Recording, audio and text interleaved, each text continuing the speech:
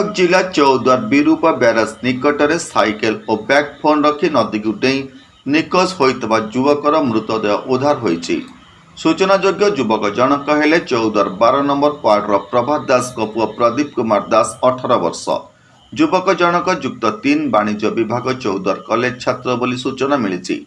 खबर पाई घटनास्थल में जगतपुर और चौद्वार थाना पुलिस एवं अग्निशम बाहिनी खोजाखोजी आरंभ करथिले। प्रकाशयोग्य ब्यारेज 6 नंबर गेट निकटरे गोटे साइकेल और बैग रे मोबाइल बाजुथिबार देखि तांको परिवार को खबर दिया जायतिला।